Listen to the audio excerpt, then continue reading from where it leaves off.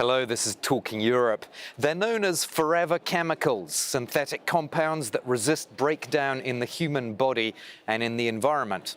Also known as PFAS, there are thousands of them, and you might not even realize that you're interacting with them when you're using certain pots and pans to cook or even putting clothes on.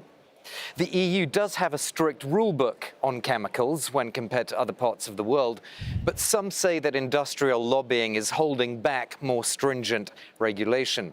Today we're going to talk about those forever chemicals and also hopefully touch on other pollutants that MEPs here want to have more control on.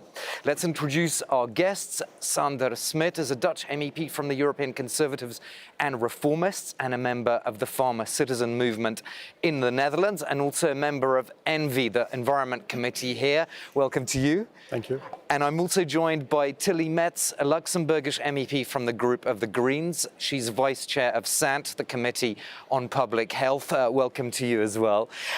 Tilly Metz, let's start with you. What exactly are these forever chemicals for viewers who don't know perhaps, and the actual risks to our health?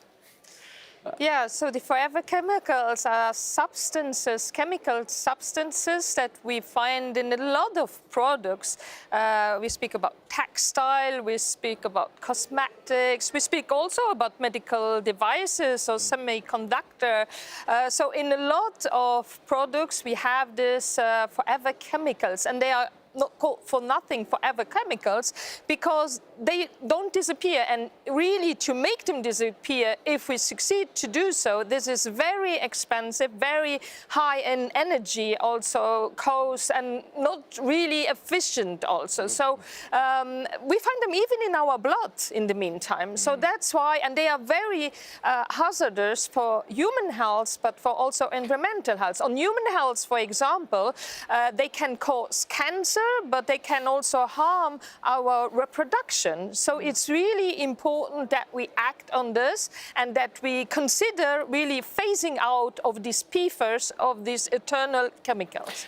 Sander Smit, are you aware of these chemicals, for example, when you're cooking with frying pans and stuff like that? Absolutely. I really do personally take care. And I really inspect the pans, whether they're not leaking these substances. Some still have these layers, especially older pans, although the newer pans, to be honest, already have been have gotten rid of these forever chemicals. So, but these layers are, I think, in many people's kitchens and eaten from daily. So it's really, in this sense, it's concerning that citizens in the European Union are not aware of the risks associated with it. So. And the Netherlands is one of the countries that has proposed what's called a universal restriction on PFAS. Yes.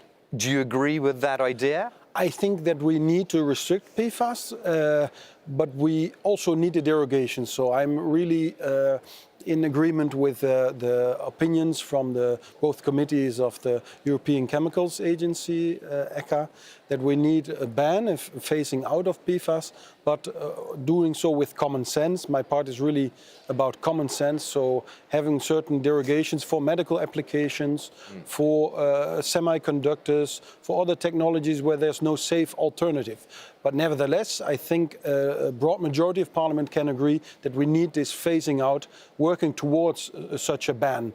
At the time, the Dutch State Secretary who called for it was, in my opinion, maybe missing the necessity of having certain derogation for certain necessary applications. Yeah, if we speak about derogation, I think it must be very clear that there must be limited time also for this derogation. And another criteria which is very important is that they must be also essential for the functioning of the society. And if we look at those who are really essential, we speak only about 8% of these products that have PFAS. So it's really, this derogation must be very limited, because you must know a ban or a restriction or a phasing out, to take a very realistic approach, also boost innovation. And that's why I think, on contrary, that the 5 countries that ask for universal restriction on PFAS, they also contributed to a reaction then from the Commission also in 2024 to have already clear restriction on textile, on cosmetics, on certain products, and this boosts really innovation, because we must also consider the cost that this PFAS has as consequences, not only on human health, but also on decontamination cost, and they are much higher than a phasing out. Yeah. I think I can agree to that. And I think that the initial call for a full ban without exceptions, of course, in the European reality, in the end will produce a phasing out with these necessary derogations for which no safe alternatives exist yet. I agree, industry should innovate, should develop these alternatives, but if we look at medical applications, for instance, inhalators, but also certain forms of antidepressant pharmaceuticals, we really need to be careful that we don't create shortages for these essential applications. What you're leading to is there shouldn't be a specific date on the derogations. It should be based on when the alternative is actually found, whenever that may be. I think I do agree with Ms. Metz that if we don't put an end date on it, then maybe the innovation will not happen, because we do have to have a certain pressure or incentive for industry to develop these safe alternatives.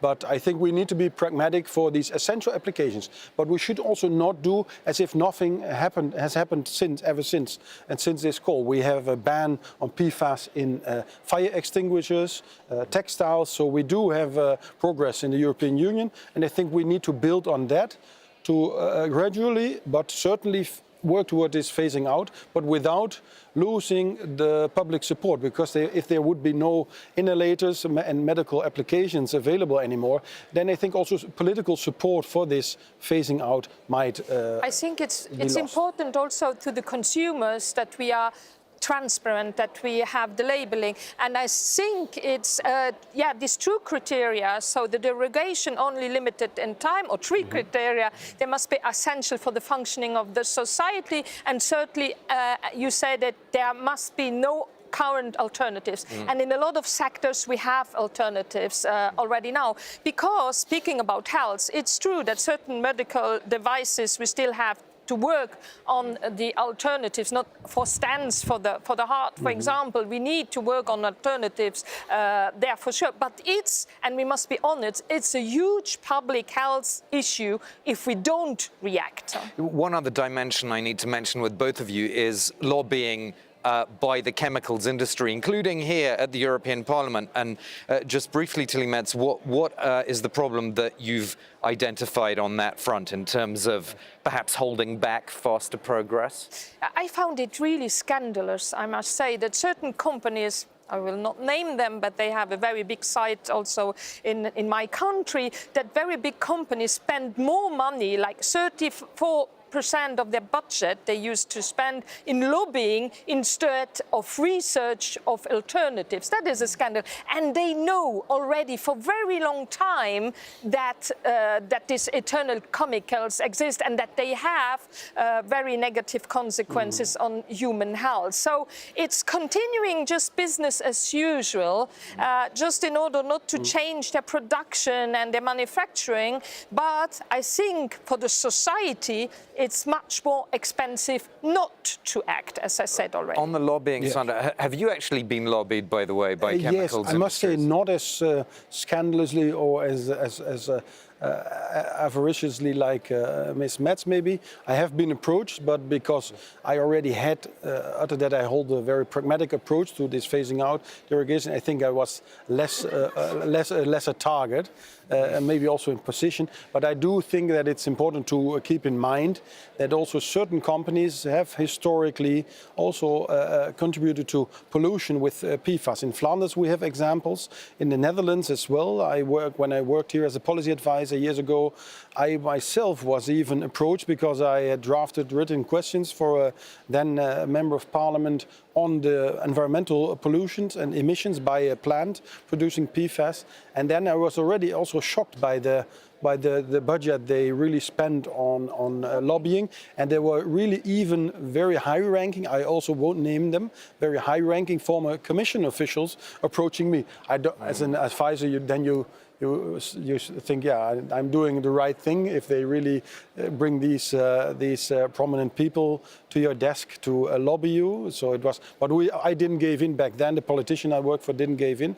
We drafted these questions, which in the end I think also contributed to the initiatives the Netherlands took ever since. But I think we also need to be clear that we do not want these plants and these industrial companies to leave the European Union, but we want to provide incentives for them to develop these alternatives. They need clarity for that, but also not a sudden full ban as the Netherlands, the Dutch State Secretary at the time called for, because we don't need plans to close down here. I think that's also not good for the political support for this phasing out of these products. You don't buy the argument from the chemicals companies if there's too many burdens, too much regulation, they'll just move to another part of the world and then Europe won't be competitive. Because that's often what you hear, isn't it, from some of these companies? No, I think what the industry needs the most, and I'm of course talking also to the industry, I think they need, on contrary, clear rules for everybody. I mean, they need certainty and also the consumer, and they need transparency on what are the rules and also on the timelines. And then industry can be very creative. We saw that also when we speak of single-use plastic ban, for example, how creative industry and also European industry can then be. And Europe can be a model in showing and creating also new jobs with alternatives to PFAS. Yeah, so clarity for companies is always important. Yeah, we'll have to end it there. It's always very fast on this program, but thank you so much for both of your thoughts and contributions, Tilly Metz and Sander Smit, for this Talking Europe about forever chemicals in the EU. Thanks for watching. Thank you. Thank you.